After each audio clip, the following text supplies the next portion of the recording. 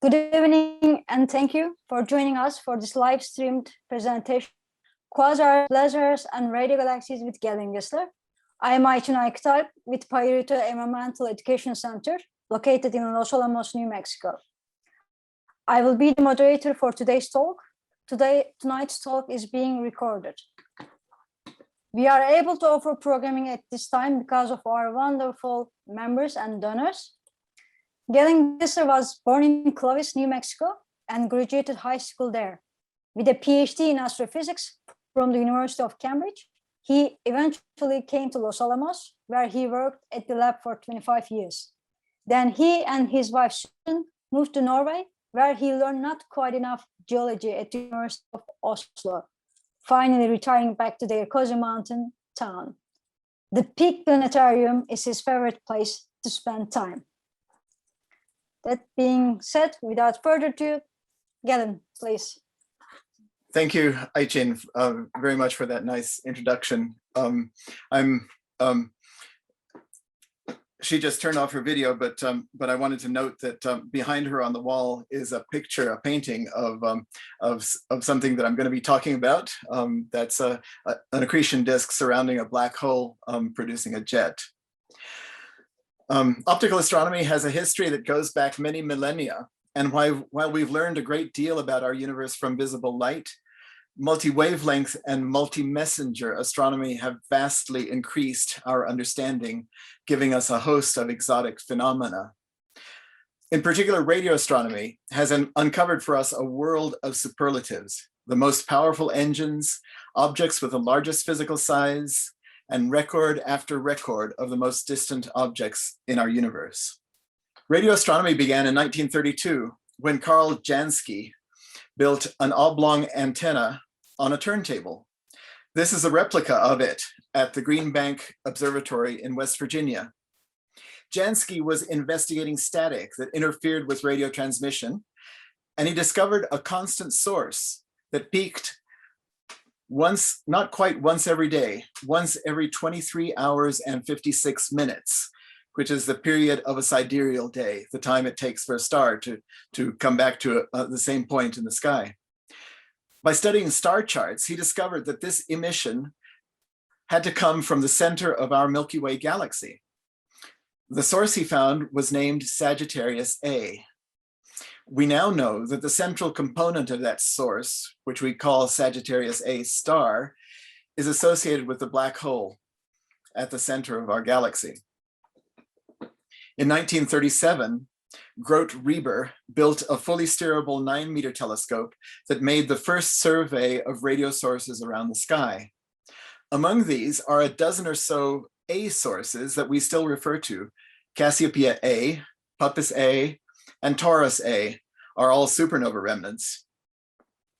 But Centaurus A, Hercules A, and Cygnus A, among others, are radio galaxies. Radio astronomy blossomed after the Second World War, when repurposed radar equipment became available for peaceful uses. Particularly in England, the Netherlands, and Australia, radio telescopes were built to explore the new radio universe. Large radio surveys, especially from Cambridge, filled the sky with thousands of sources, making designations like Cygnus A impractical. In the early 1950s, it was already realized that there were far more radio sources per unit volume at great distances than there are locally, pointing strongly to an evolving universe. Here are 4 of the brightest radio galaxies that were discovered before 1950. These range in distance from the relatively nearby, 13 million light years distant, Centaurus A, to Hercules A at 2 billion light years away from us. The first surveys showed these and others as unresolved point sources, but subsequent studies revealed extended structures, often double in nature. Optically, Centaurus A, Cygnus A, and Hercules A are suggestive of galaxies in collision, a phenomenon that at the time was thought to be rare, but now it's considered fairly common. So Centaurus A, this is our nearest bright radio galaxy. 13 million light years away. It's peculiar optically, with this dark gash across its midsection suggests a spiral galaxy in collision with an elliptical galaxy. In the radio maps, we see a structure with two rather diffuse lobes on either side of the optical galaxy. And if we zoom in, we see an inner double lobe structure, and zooming in still further, we see this narrow feature, which we now call a jet, emanating from the galaxy's core. The radio emission has a power law spectrum consistent with synchrotron emission produced by relativistic electrons circulating in a magnetic field. Long before the narrow radio jet was discovered in Centaurus A, an optical jet in the giant elliptical galaxy M87 was noticed by Heber Curtis in 1918. When Virgo A was identified with M87 in 1947, it was suggested that the jet might somehow power the radio source. That jet is indeed seen in the radio, and it seems to dissipate into this extended radio emission that surrounds the galaxy. From stellar dynamics, we've long known that there was a black hole at the center of M87. And this, of course, was dramatically confirmed by the imaging of the black hole's shadow by the Event Horizon Telescope in 2017. The first few decades of systematic radio astronomy brought us many phenomenal images and maps, perhaps none so dramatic as that of Cygnus A. I was a graduate student in astrophysics at Cambridge University when radio maps of this object first appeared in the mid-1970s. One with very high sensitivity from Westerbork in the Netherlands, and one with better resolution from the Cambridge 5-mile array. Both, of course, were surpassed by the maps produced in following decades by the VLA here in New Mexico, like the one shown here. It was truly astonishing to see a narrow jet emanating from the core of a galaxy and terminating in brilliant hotspots millions of light years distant from that core.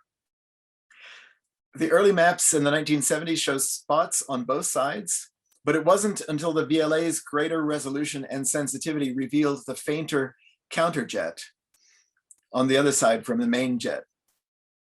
The lobes are of similar power on both sides, but the brightness of the jet compared to the faintness of the counterjet was evidence that the jets were relativistic.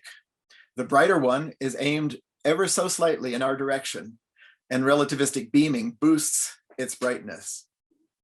The hotspots are created at the jet's termination, the working surface as we call it, with shock waves that spill the hot magnetized plasma out into the extended lobes. The X-ray emission that you see here in this bottom picture results from the inverse Compton process, which is produced by the same relativistic electrons scattering off optical photons from the central galaxy. The morphology that so excited us about Cygnus A is seen almost equally dramatically here in Hercules A, an even more distant radio galaxy. So I've shown a couple of pictures produced by the VLA, and I'll show more. So here's what it looks like on the ground. If you haven't already visited, please do. They have a very nice visitor center, which displays a lot of the maps that the VLA has produced over the years. The VLA was dedicated in 1980, so 41 years ago, and it has been producing some of the best data in the world from radio galaxies. Although a lot of the radio sources in the Cambridge catalog could be identified with galaxies or with features in our own galaxy like supernova remnants, there were many that seemed to be associated with stars, and some that for many years were considered blank fields. Spectrographs of several of these radio stars showed emission lines strongly redshifted, the first of which was 3C273 by Martin Schmidt back in 1962. Because they looked like stars, they were called quasi-stellar radio sources, which soon became quasars. The conventional interpretation, which won out in the end, was that quasars must lie very far outside our galaxy at cosmological distances. But there were many skeptics at the time who insisted on other causes for the redshifts. Here's 3C273 with its optical jet in this photograph from Hubble. Hubble is dazzled and almost overwhelmed by this 13th magnitude quasar nucleus. This 3C273 is the most distant object that you can see with a backyard telescope in the constellation Virgo. So this time of year, May, is a very good time to try to look for it. Oops. Went the wrong way. So here's a picture of the optical and superimposed on it the radio map of 3C273, and you see that the radio jet is closely aligned with the optical jet, and you see many of the same features, the same bright spots in the optical jet are duplicated in the radio jet. So the 1960s were an extraordinarily exciting time for extragalactic astronomy and cosmology. As each new quasar was discovered and its redshift measured, the limits of our observable universe were pushed farther and farther out. At the time of its identification in 1965, 3C9 was the most distant object known, and its redshift of just over 2 implied a light travel distance of 10 billion light years. Higher and higher redshifts were discovered in subsequent years, and the record of most distant object was frequently held by quasars. This is no longer true, as we'll see later. Another interesting development during the 1960s was a discovery of blue stellar objects that had no associated radio emission, but had redshifted emission lines like the quasi-stellar radio sources. Eventually, these were grouped into the same category, in which a distinction was made between radio loud and radio quiet quasars. By far, the vast majority of them are radio quiet.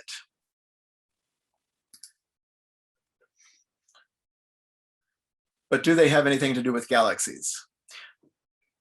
I witnessed frequent and loud arguments at Cambridge between Cyril Hazard, a proponent of the conventional view that quasars were at the distances implied by their redshifts, and Jeff Burbidge, a proponent of the steady state theory, who insisted that they must be stars in our galaxy whose redshifts were caused by hitherto unknown effects.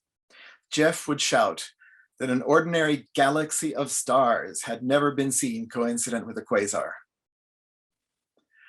That changed in 1984 when Borison and Oak measured the fuzz around 3 of these quasars. Doubters could still claim that these were chance alignments, but after measurements of thousands of objects in a similar fashion, the doubts largely vanished. And well, the doubters eventually passed away as well. Quasars, at least the radio loud variety, and radio galaxies might be the same thing. But what about blazars? What are they? BL Lacerti is a star, or so it was thought, with a nearly featureless spectrum, which varies unpredictably between 14th and 17th magnitudes. When its associated radio source and high redshift were discovered, it and some similar objects were grouped into a category called blazars. When it was realized that radio loud quasars and radio galaxies were powered by jets, people asked what they would look like if the jets were pointed nearly at the Earth. Blazars seemed a likely candidate, and since they number only in the thousands, while quasars number in the millions, this is quite plausible. The detection in 2017 of a 290 TeV neutrino by the IceCube Neutrino Observatory in Antarctica from the direction of Blazar TXS 0506 plus 056 is evidence in favor of this interpretation. That blazar is nearly 6 billion light years away from us. So that brings up terminology. All the objects we've spoken of so far fall under the general category of active galactic nuclei, and people have come up with quite a number of names for these objects.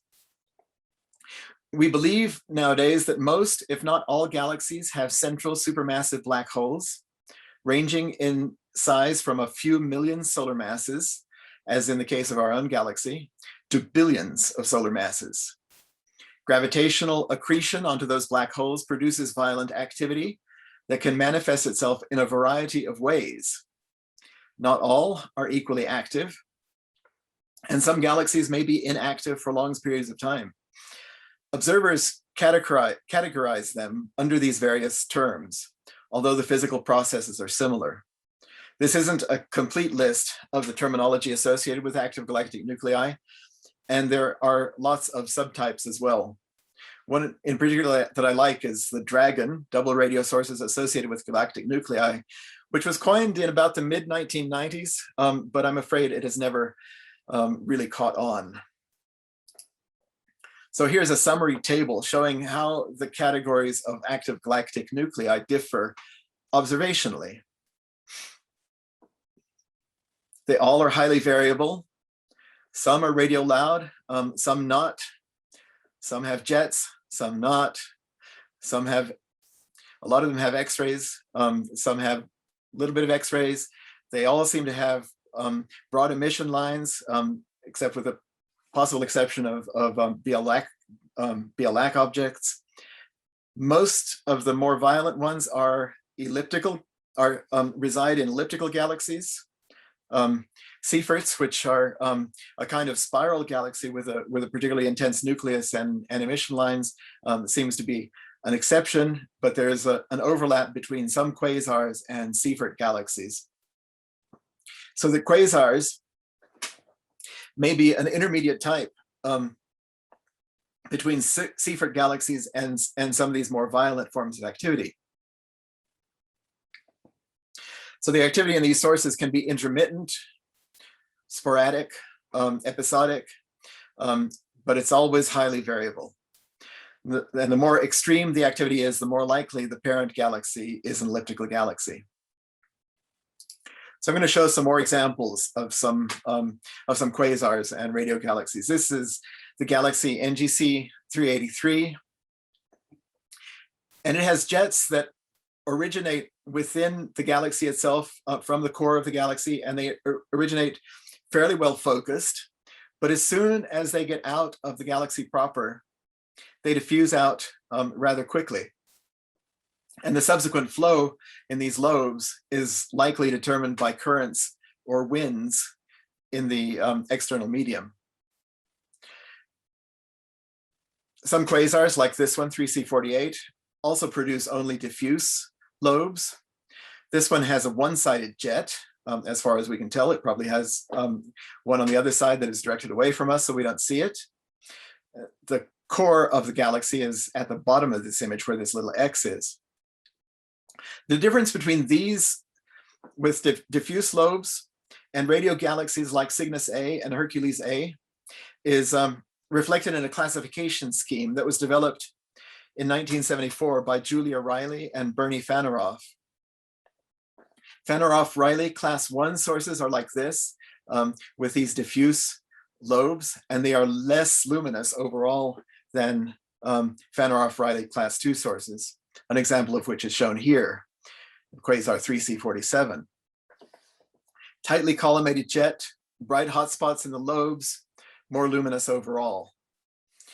So it's thought that that the jets in class 2 sources start out relativistic and remain relativistic and supersonic throughout their propagation until they reach the shocks at the working surface, while jets in class 1 sources are weaker and become subsonic already within the central galaxy. The flows, in that case, the flows outside the galaxy are influenced by the temperature, pressure, and flows in the external medium. An example of that is shown here in the Perseus cluster. This is a cluster that's close to my heart because I worked on Westerbork observations of this when I was a postdoc at Leiden University in 1976, 1977. So I know it well. NGC 1265 is a prime example of a tailed radio source. It has double structure as twin jets emanate from this core, and then the lobes are swept back into a tail. There are at least two other tailed radio sources in this cluster, indicating a complex flow field in the intercluster medium. Perseus A, or NGC 1275, is the cluster's central very massive galaxy with a very unusual and complex structure. This is one of the superlatives. 3C236, a Fanaroff-Riley class 2 source. For a long time, this source held the record for the largest single structure ever discovered in the universe, being over 14 million light years from the extremity of one lobe to the other. An inner double has lately been discovered close to the core with the same alignment, indicating that activity in the nucleus had shut off for a while and has been recently restarted. I said this held the record for a long time, but that record was surpassed by the discovery in 2008 of an even longer double radio source in this radio galaxy J1420-0545, with an extent from the extremity of one lobe to the other of over 15 million light years. Another phenomenon that has become quite commonly seen in some of these sources is superluminal motion, or apparent motion faster than the speed of light. The first place that was discovered was this quasar 3C279. And if you measure the change in distance between the core and the farthest lobe and divide it by the elapsed time between measurements, you get speeds that are greater than light speed. But it's an illusion. It's not real. It's an illusion caused by the jet being closely aligned with our line of sight. The blob coming toward us is closer to us on each successive image, so its light reaches us at a successively later time compared to light from the core, and thus appears to have traveled further. You have to think about that a little while to wrap your mind around it, but it really works, that this apparent motion across the page or across the sky of that seems to be greater than line of sight is actually an illusion. Some people were fooled by that for a while. Earlier, I said that that 3C9, that quasar 3C9 was the first object found with a redshift greater than 2, and that for many years, quasars led the charts of highest redshift objects. That's no longer true. With more powerful telescopes, including the Hubble, we've been able to explore the early universe more thoroughly and have found hundreds of galaxies that are more distant than the most distant quasar. These records keep changing, of course, and so this table will have to be continuously updated. Taken at face value, the data suggests that galaxies form first, then they acquire or make the black holes that power the quasars. They all start out radio quiet, and then later a small fraction of them develop the capacity to generate jets, accelerate electrons to relativistic energies, and become radio loud. But within only a few 100 million years after the Big Bang, all of these categories of violently active galaxies are populated. In this table, the redshift is the quantity that we measure directly. The times since the Big Bang are calculated for a particular cosmological model. The times will differ somewhat from one cosmological model to another, but all models require that everything necessary to make a quasar must be in place within the first few 100 million years of the universe's existence. This is a very strong constraint on models of their formation. So how do these things work? So here's a sketch of an interior of an active galaxy. We've never seen these structures directly, but we infer that they must be present. A supermassive black hole surrounded by an accretion disk, the innermost portion of which gets hot enough to shine in X-rays, while the outer portions contribute to the optical, UV, and infrared emission lines.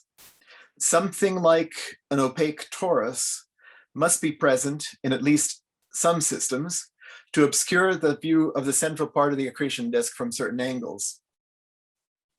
The relativistic jets propagate along the spin axis of the black hole and accretion disk system, and they suffer shocks as they encounter denser gas in the external medium. This sketch illustrates what's called the unified model of active galactic nuclei. Depending on the observer's viewpoint, the same radio loud object could be seen as a blazar, a quasar, or a radio galaxy.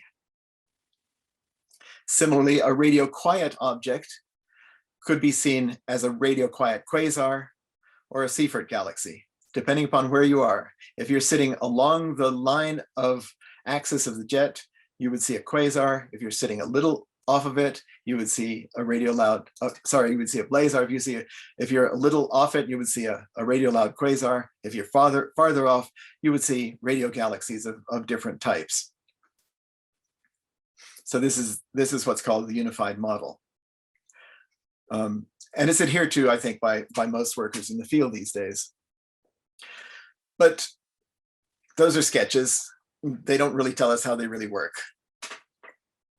We know from the spectrum that the radio emission, and in some cases all the way up through the electromagnetic spectrum, is synchrotron emission, which is caused by relativistic electrons circulating in a magnetic field.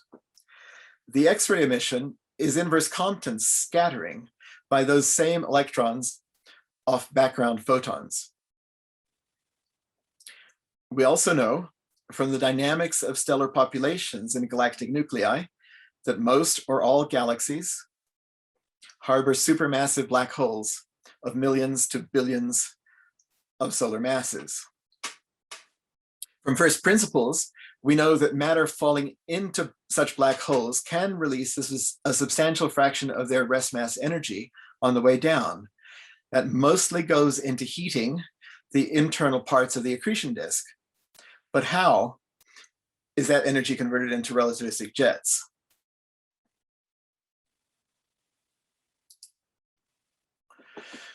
An early model applied to the formation of the jets in Cygnus A was the twin exhaust model by Roger Blandford and Martin Rees. Extremely hot gas in the interior region of the accretion disk will try to escape along the axis of rotation, where the density gradient is shallowest. The flow is self-collimated in a configuration known as a Delaval nozzle, similar to what's designed for jet engines, which permits only a solution that transitions to supersonic flow at the constriction. This model is simply fluid dynamics. There were large questions when this was developed about its stability and whether it could actually be configured at all. But the model is very simple. It's only fluid dynamics, and it lacks the complications of magnetic fields and general relativity.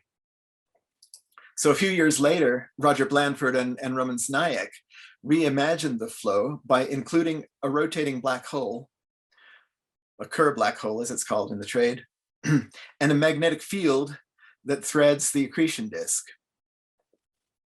The idea is that general relativistic frame dragging twists the magnetic field into a tight spiral that confines the jet. This is still cited most frequently as the mechanism for producing collimated jets. But the arguments in Blandford and Znayak were analytical and fairly qualitative. Detailed calculations of such flows have only become possible much more recently. And nowadays, general relativistic magnetohydrodynamic simulations are done, and they seem to show that such a configuration could indeed launch a relativistic jet along the rotation axis of a rotating black hole, at least under certain assumptions.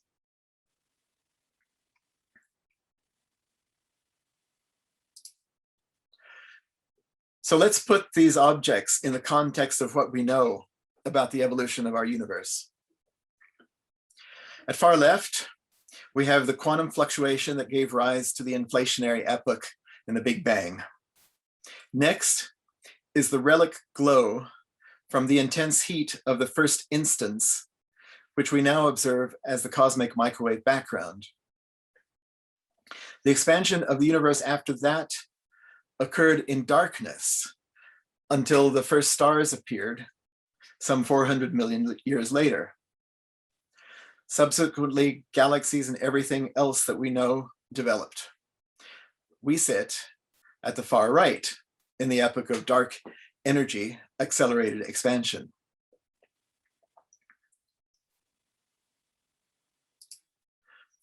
So the first stars show up around 400 million years past the Big Bang.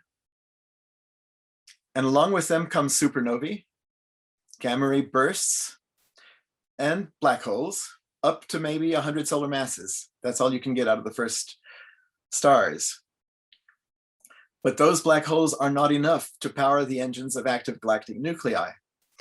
It seems we also need the formation of seed black holes of 100,000 or more solar masses. How? Via the direct collapse of gas that is too hot to fragment into individual stars, perhaps. But we also need the formation of small galaxies to surround these seed black holes. But which of these came first?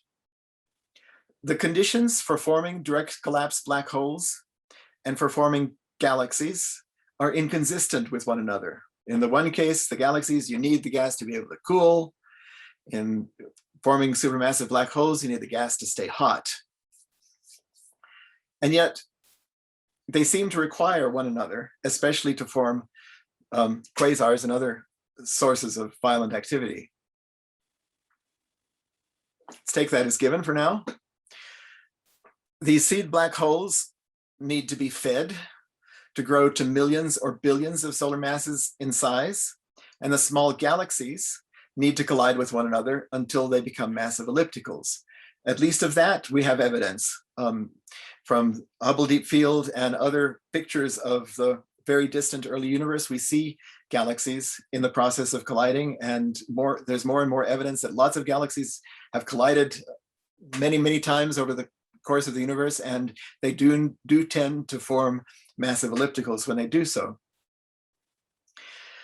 Leftover gas from the star formation falls into the accretion disks surrounding the black holes, and that's supplemented by stars that are disrupted when they get too close.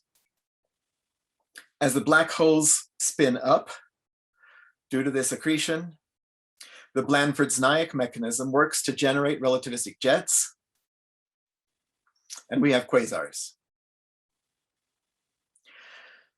So all this activity must have developed very quickly after the formation of the first stars, and it was very much more common in the early universe than it is now.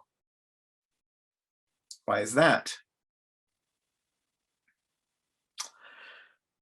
Possibly because as galaxies evolve under various circumstances, the availability of gas to fuel the monster diminishes. How exactly that happens? Well, I made a fueling rate argument like this, which was largely the subject of my PhD thesis back in 1976. And I realized from looking over the paper today that a lot of the assumptions that I made are no longer held.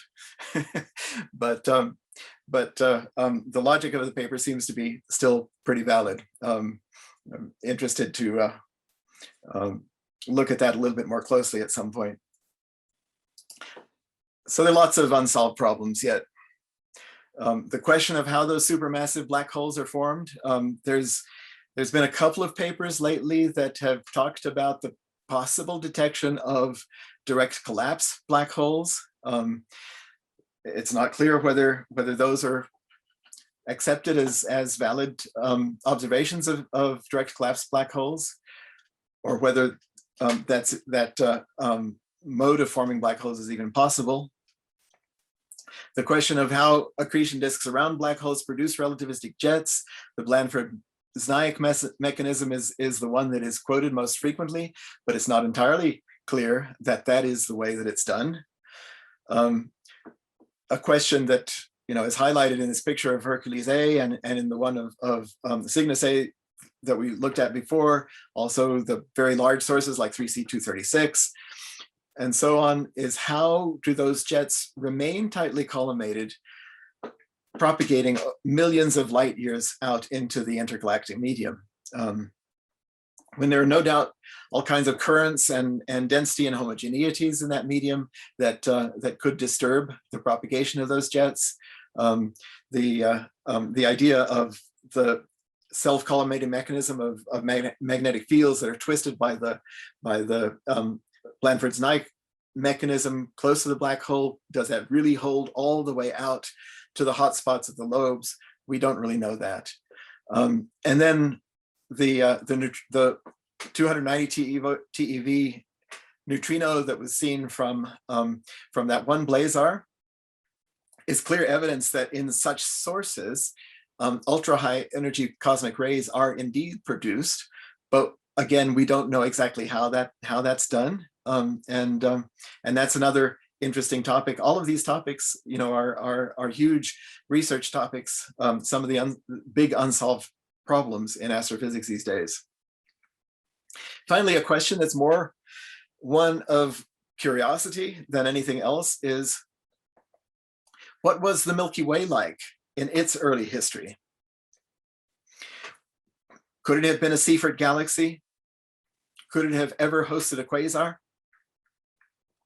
The black hole at the center of our galaxy is small compared to black holes like in M87 and Cygnus A and so forth. But it's not without the realm of possibility that some violent activity had occurred in our own galaxy at some stage. Could there be some evidence for that, some relic evidence of that, either in our geology or in the geology that we find on planets in our solar system or elsewhere as we explore into our galaxy? I don't know, maybe.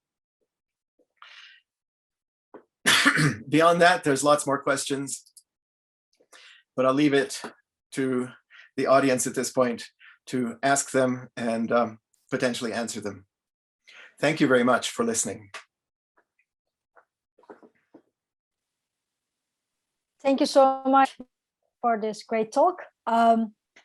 So now you can type your questions in Zoom chat and I can relay the questions to Galen. When people are thinking and typing questions, I have a question, Galen. So you said that you have a paper. You had a paper in 1976? Yes. I haven't read that. Sorry for that. But like, do you remember like any of the assumptions you made, and now that you say it's not valid anymore? Well, I think I just happened to think about it with regard to that question of why there was more activity back in the early universe than there is now, because that was the question that was on my mind very much when I was doing my PhD. Mm-hmm. And so I happened to Google it and pulled it up and looked it over, and I thought, I might have been pretty smart back then. But then as I looked more and more closely, I saw that there were a number of assumptions that I made, which were probably okay at the time, which I now know to be incorrect. For example, now we know that elliptical galaxies are mostly formed by collisions of smaller galaxies, and even when I was, now that I think about it, even when I was writing that thesis, there were some rumors going around that might be the case, but the assumption that I made was that elliptical galaxies were all formed at once in a single burst of uniform star formation. And then what I did was I computed the mass loss rate from stars as a function of time, and got some power law function which wasn't steep enough to account for the density evolution of radio sources. So then I had to think of mechanisms of removing gas, and removing gas by either galactic winds powered by supernovae or passages of galaxies through the intercluster medium and ablating the gas away and stuff like that. And I came up with a plausible mechanism, and the logic seems fairly tight. You know, I was fairly convinced about it at the time, and I thought it was a great paper. And it, you know, it's been cited from time to time over the years. But looking back at it, I know it's, you know, knowing what we know now, you know, I would probably write a very different paper. But it was quite fun, quite a fun project to work on. Nice. But, I mean, you know, always need to make some assumptions and go from there. That's that's exactly right. You know, I mean, it was a very exciting time to be at Cambridge, because there were all these people. I mean, Roger Blandford was there, Roman Znayak, Martin Rees, of course, who was my thesis advisor, and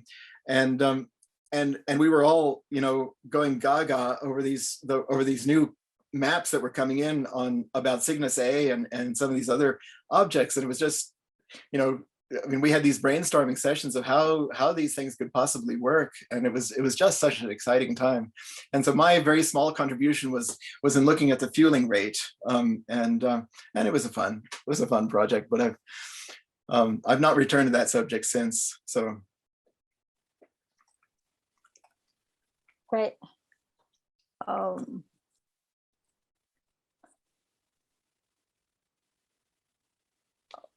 Okay.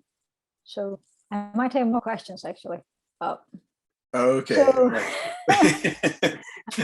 you mentioned that, like, the farthest galaxies we now observe is like 400 million years after the Big Bang, right? And we see these. Yes, that slide. So, what do you think about this chicken and egg problem? It is a active research question. Which one comes first? You form the galaxy first, or the black hole comes first? What is your intuition on the topic? Yeah. So, I mean, maybe they form at the same time, but in different places. But then, how do they get together? You know, because they have to get together in order to make a quasar. You know, so I don't know. I mean, and then the question of you know. Does dark matter contribute to the formation of the supermassive black holes in the first place? Maybe the supermassive black holes are made solely of dark matter, in which case the constraints of temperature would be relaxed, I guess. If you could just form a supermassive black hole from dark matter, and then galaxies from baryonic matter, so that you might be able to form them, you know, more or less at the same time in the same place, perhaps.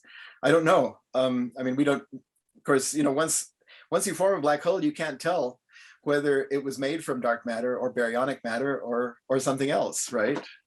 Yes, actually, that's another one. Okay, I will keep my question, but I will relate the questions that comes from our people. So there's one question: since what we are seeing in these quasars now happened billions of years ago, what do you think they look like now? That's a very good question.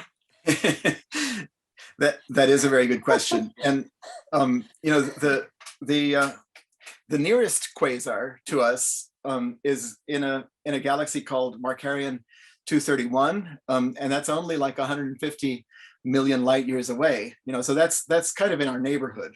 We don't have any closer than that.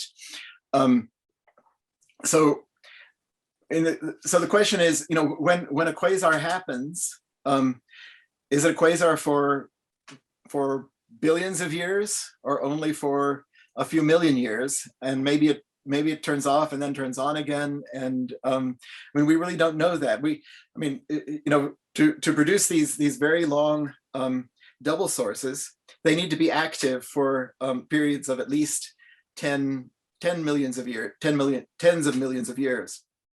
But do they? I mean, like NGC 3C236 looks like it had shut off for a while after it achieved this enormous length, and then it's starting up again then in the middle. So they may have episodes of violent activity, which depends on the rate at which the central engine was being fueled by star disruption or stellar mass loss or things like that. What do they look like now? They may look like just regular galaxies. I mean, M87 is a radio source that's only some 12 to 15 million light years away. Rather close. I mean, it's in the Virgo cluster, which is our local supercluster. So giant elliptical galaxy, of which there are lots, in the Virgo cluster, in the Coma cluster, and so forth. So they may just look like ordinary elliptical galaxies, once all the violent activity has died down. That's what I suspect. In terms of like spirals, like our own galaxy, they don't seem to produce quasars, except I've heard there's one exception of a spiral galaxy that seems to host a quasar, but mostly quasars are in elliptical galaxies. Seyfert galaxies, which are much less violent and don't have the radio jets associated with them. Our galaxy could have been one of those, and in which case, now it's not. So it looks like it's just our galaxy, right? It's nothing special about it. Great. So another question: what's the typical time between brightness peaks in quasars? Oh, that is a very interesting question, because that's what one of the first ways that people realized that there were black holes that were responsible for the violent activity, for the variability, and the reason is that the variability was quite rapid. In many cases, hours, minutes, days, something like that, and so the variability had to be coming from a region that was no more than a few light hours or light days in size, and for it to be as bright as it is, and that small, it had to pack a lot of energy into that small space, and so people realized that they had to be black holes. So that was a second argument for black holes at the centers of these things, apart from looking at stellar dynamics. So that's an extremely good question, and really fueled a lot of the discussion about the nature of these objects when they were first discovered in the 60s and 70s. Related to that, there is this how would quasars turn on and off again? How do they turn on and off again? Yeah, well, if it is this model where you have an accretion disk that produces these jets, it may be that the accretion disk has to have a certain amount of matter in it being fed into it, at some rate, in order for it to develop with this Blandford's-Naik mechanism the capability of twisting the magnetic field to make jets. If the accretion rate is much smaller, or goes down to zero, then the activity would turn off. If a star comes by and gets disrupted and piles a lot more matter onto the accretion disk, then the activity heats up again. We have in our own galaxy objects that have acquired the name microquasars, which are X-ray sources powered once again by accretion disks around black holes. And in those cases, sometimes we can see the change in the accretion rate directly by looking at the fluctuations in the X-ray brightness compared to brightnesses in other bands.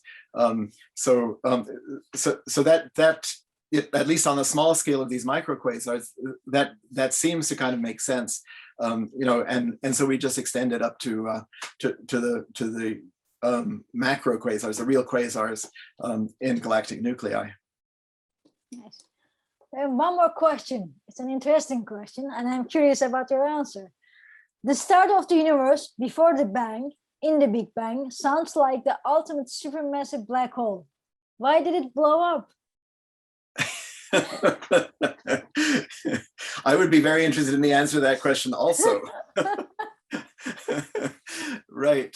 Well, I mean, the whole idea of the Big Bang is rather preposterous, isn't it? I mean, you have nothing, and all of a sudden you have everything.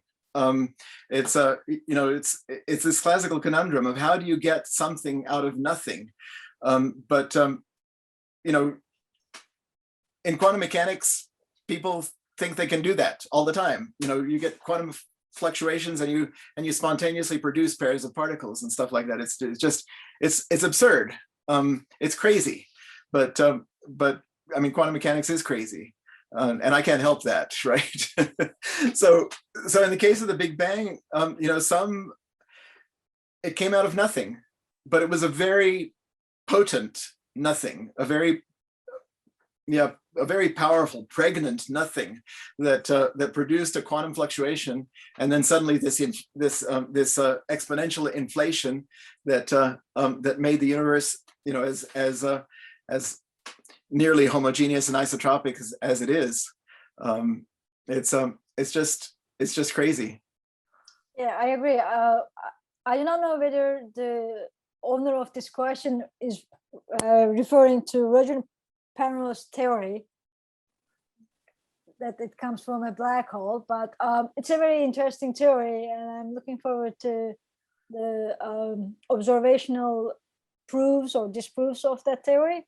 But Yes. it's very interesting to come up with black Right. holes look like source of new Big Bangs and seeds of the new universes. But yeah, no. Right. Okay, there's another question. What fraction of the energy from quasars goes into jets? What fraction of the energy from quasars goes into jets? Yes. The efficiency of jet generation.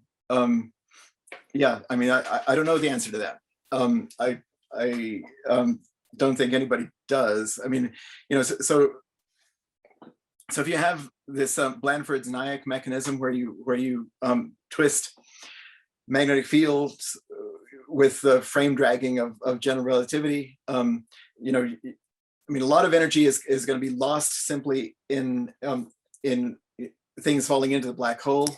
But the gravitational extraction of energy is potentially the most efficient mechanism of energy extraction there is, because you can get a substantial fraction of the rest mass of whatever falls in out. Where nuclear fusion, you get at most 0.7% of the rest mass when you convert hydrogen atoms into helium atoms, but 0.7%. But when you drop something into a black hole, in principle, you can get 50%, maybe more, of the rest mass out, and so. But that's one answer, which doesn't exactly answer the question. The question asks how much of that then is converted into jets, and the efficiency of that process is probably considerably less than that. But I wouldn't myself hazard a guess on what that is. People make assumptions. If say it's 10%. Then that tells you how much of an accretion rate you need in order to fuel, these jets. And people make those kinds of assumptions, but and then do those calculations. It can't be more than 100%, and it's probably it could be as much as 50%, somewhere in that range. But that gives you kind of an order of magnitude of how much energy you need to power. To power these engines, and these were some of the arguments that were used, in the 60s and 70s to say, indeed, this has to be done by gravitational extraction of energy, the collapse of things, the falling of things into a black hole. Okay, so I have one more question. if you have time. So do you think with James Webb Space Telescope, which fingers crossed, supposed to be launched October or something this year, do you think we will be able to see these first galaxies? And then we will maybe have a better understanding how the quasars, like actually see massive black holes through direct collapse or other processes. I certainly hope so. I mean, in the first place, I hope that the James Webb Telescope is indeed launched in October of this year, and that everything succeeds, and that the optics are good, and that it works, and people get good data. I expect that all of these records will look vastly different 5 years from now because of things that the James Webb Telescope discovers. I was talking with Didier Salmon a few days ago, who said that he pointed his 18-inch Dobsonian telescope at the coordinates of the Hubble Deep Field and saw nothing. Which is a profound statement, because the Hubble Deep Field is the deepest and the ultra deep field and all these, they're the deepest observations we have of the very, very early universe. And they have hundreds of thousands of galaxies in there. You look at it with your naked eye through a telescope, through an 18-inch telescope, and you see nothing. So it told him, he told me it gave him a vertiginous feeling, a feeling of vertigo, realizing that, all of those hundreds of thousands of galaxies, perhaps millions of galaxies, were within that nothing that he could see in his eyepiece. And what the Hubble has done, the James Webb Space Telescope will increase upon by an order of magnitude, if not more. And so we will see a lot more of these galaxies at very high redshifts, maybe pushing 12, 13, something like that. So going ever closer to where the first stars had to have occurred by 400 million years after the Big Bang, and presumably they will see more quasars, more both radio quiet and radio loud quasars, and we'll get more of a picture of this sketch, because of this chronological sketch that I put in this table, that will help us, we hope, understand a little bit more about how these very interesting and exotic objects formed in the early history of our universe.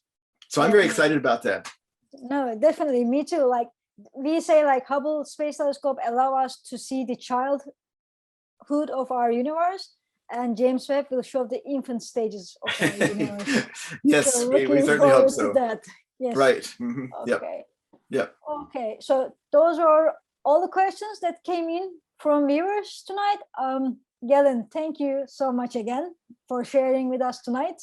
Maybe we can write a paper together next. So thanks again for tuning in, everyone, and good night.